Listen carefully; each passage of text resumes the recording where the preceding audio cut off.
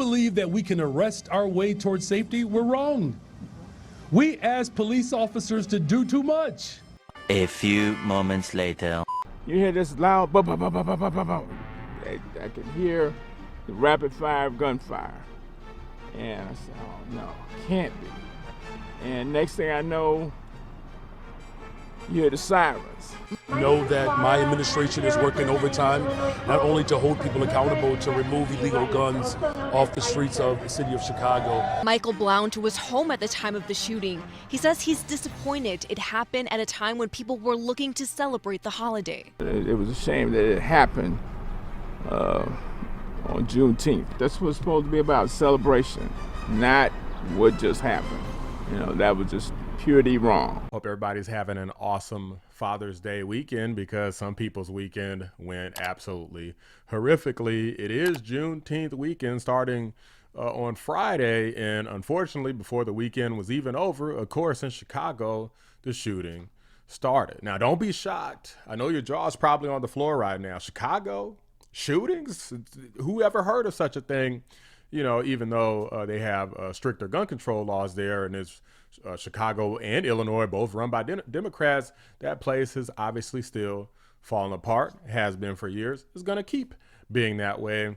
And this is unfortunately the result of soft on crime policies that I'm hoping that a lot of black folks especially wake the hell up from. But without further ado, I want to go ahead and react to a clip here where they discuss it in greater detail. By the way, guys, there's a new feature on YouTube where you can hype videos. So be sure to like the video, hype the video. It helps out a lot. Appreciate you.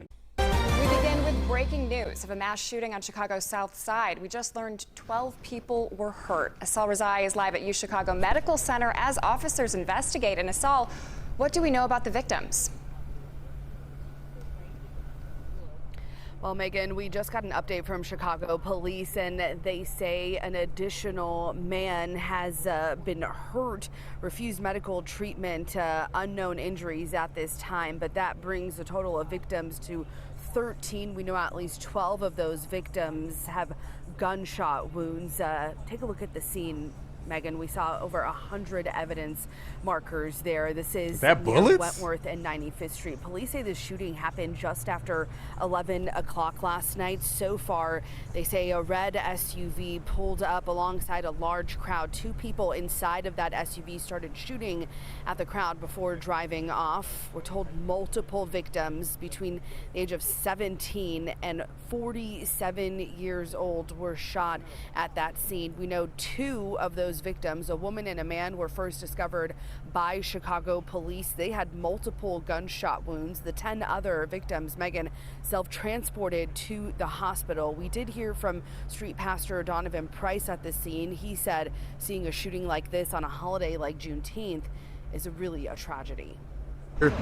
In my neighborhood, where my church is, it's between 7 and 11 people possibly shot. It's tragic. At least one of them is in critical condition.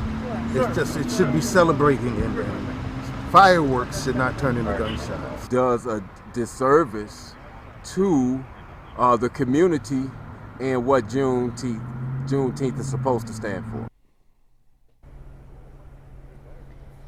And Megan, we know a number of the victims were brought here to the University of Chicago Medical Center. Others were taken to different hospitals throughout the South Side, some of them self-transporting, as we mentioned. We know it'll be a long day of investigating for Chicago police as far as looking into surveillance in that area, because so far they have no one in custody in connection to this shooting. Live at UFC, I saw. No one in custody. You guys heard that? No one in custody. You think that even if they catch whoever this is, that they're seriously going to do anything?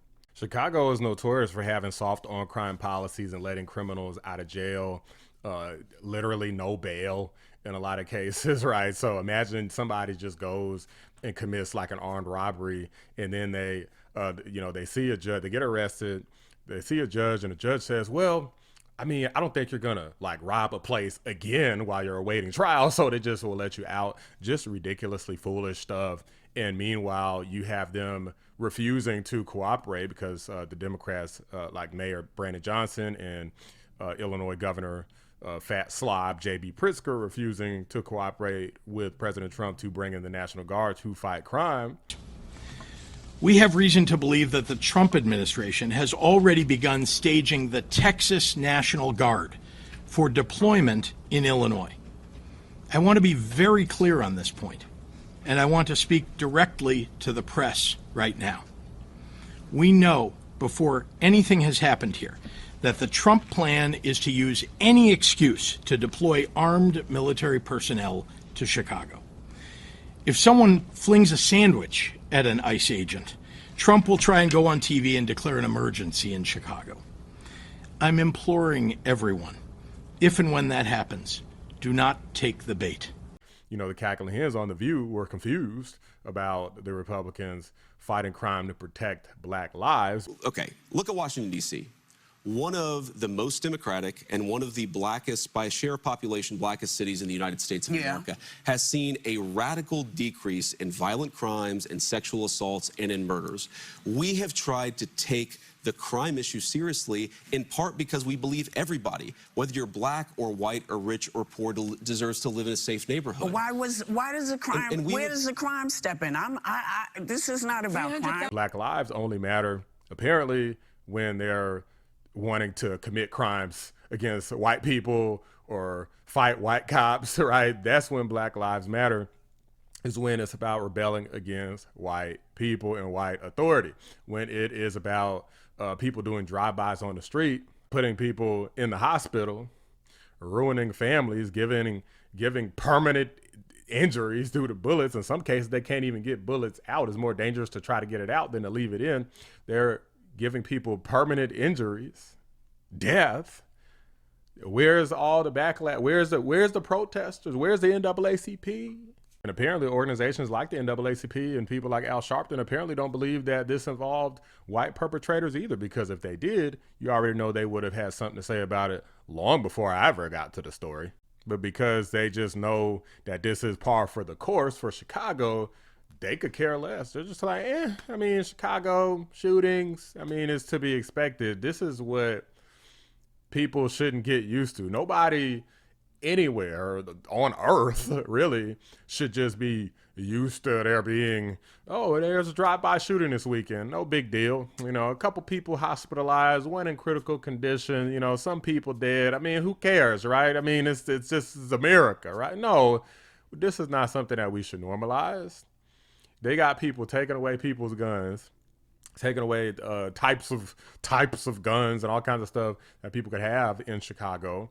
And then meanwhile, you still have the bad guys still out here doing drive-bys. So what good did y'all do? Just took away everybody's ability to defend themselves. Maybe if somebody would have had a gun out there at the party, maybe they could have shot back. Maybe they could have stopped the shooting faster. But that's not how these idiots in leadership think. I guarantee you that their armed security that they have at their houses and in mansions and that all their parties and events and all this stuff, I guarantee you that their armed security is fully loaded. These are just my thoughts, guys. Let me know what you guys think. Drop a like on the video. Subscribe to the channel if you're new. I appreciate you guys watching. I'm out. Shout out to my members, patrons, and fellow anomalies, Cyber Noodle, 655, The Great, Bella Scott, Carpentier John, and Pinecone 6. I appreciate you guys every single day. Fireworks, seeing fireworks, but that was totally different. You knew that was not fireworks when you could hear it, you know. Also breaking, Chicago police are investigating multiple homicides. This includes a 37-year-old man shot in the neck in the Douglas neighborhood, a 50-year-old man shot in the chest in the Greater Grand Crossing neighborhood, a 34-year-old man also shot in the chest in Austin, and a 33-year-old man found shot multiple times in South Lawndale.